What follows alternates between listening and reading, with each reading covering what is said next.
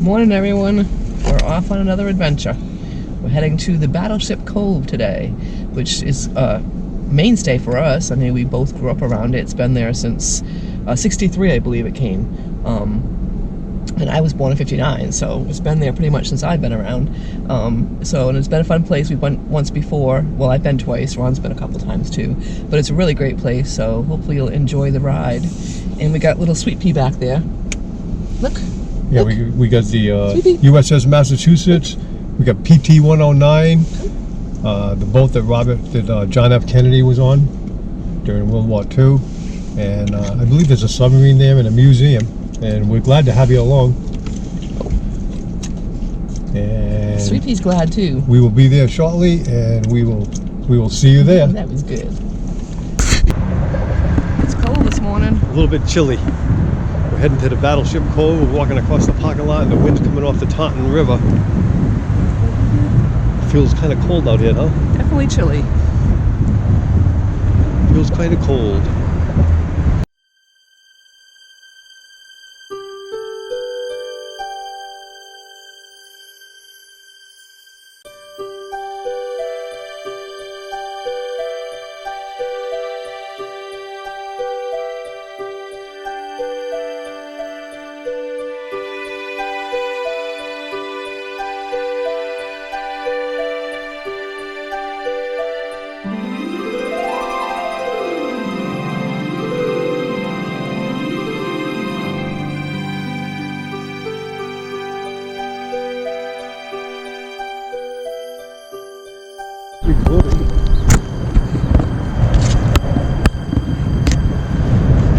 A Cobra helicopter.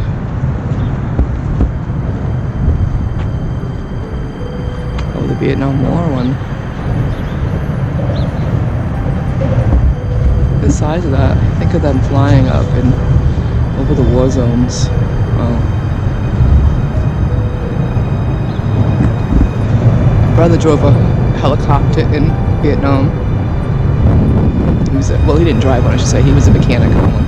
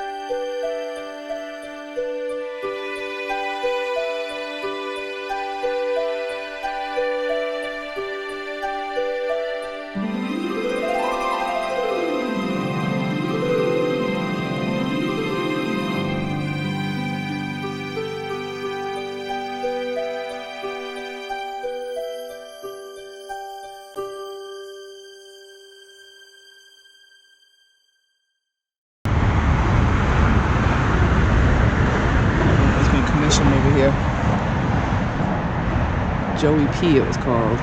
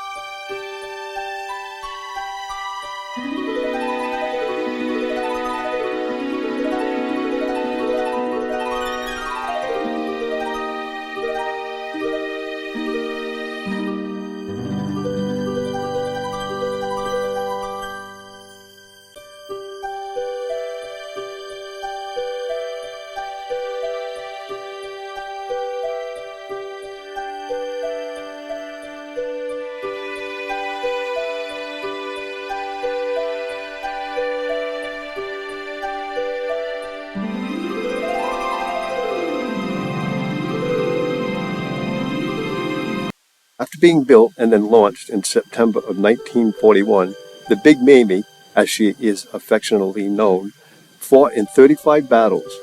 It gunned down 39 aircraft and sunk 5 ships without ever losing a soldier during battle. She was decommissioned in March of 1947 and then stricken from the Navy Register in 1962. The ship laid still and rotted for well over a decade. When the battleship arrived here at Battleship Cove in Fall River, it was a mess, to say the least. Given a complete makeover by volunteers, many of which were former crew members, and they made it happen. The strong tradition of preservation continues today with volunteers ranging from active duty naval groups to local students and veterans.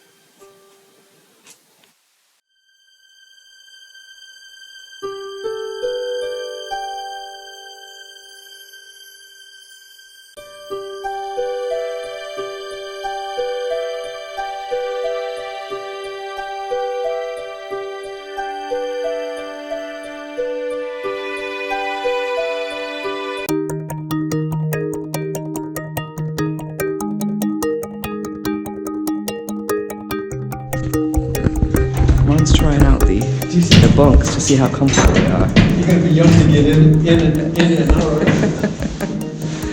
Plus, it's pretty short because they barely have room. And you can't be too tall. Ooh, okay. Imagine with 4 guys. Yeah. Do it right here. Little claustrophobic for me, for sure. Yeah. That's Ron trying to crawl out of there. I need a chiropractic appointment once I get out of this. Look how many there are. Like, they're all stacked 4 at a time. 288 men or something.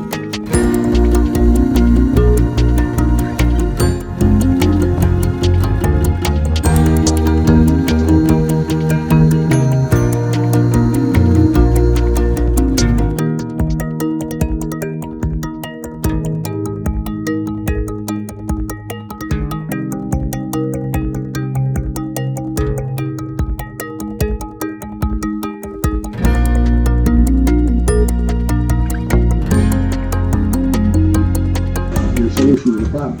And once those began to coincide over a period of time, you knew you had a solution, and at that point you could recommend commence firing. These dials are for setting the range and the bearings, and for setting in new ranges and new bearings if it doesn't come down electronically. For adjusting, you've got a deflection corrections, left, right, in and out, sort of thing, up and down, and in general, it's everything that you would need to do if you had a gun, like a 16-inch gun, which you were controlling personally. You have to elevate it, you have to move it sideways, deflection, train it, and then you have to decide when you were going to fire. And this gives you that solution, and then you can fire. The firing is done from down here. That's the machine he's talking about. Command, of course, It does it all. A fire control radar was what you use to sideways, deflection, train it, and then you have to decide when you were going to fire. And this gives you that solution, and then you can fire. The firing is done from down here, upon command, of course, of the gunnery officer. A fire control radar was what you used to track your either ships or airplanes. In the case of the Pacific War, most actions were air actions for this battleship, except for the bombardments of the islands. So there was no ship-to-ship sort of thing. And the radar was not particularly relevant to that unless you couldn't see. For example, the bombardments of Manami Daido was a visual bombardment. I remember distinctly the chaplain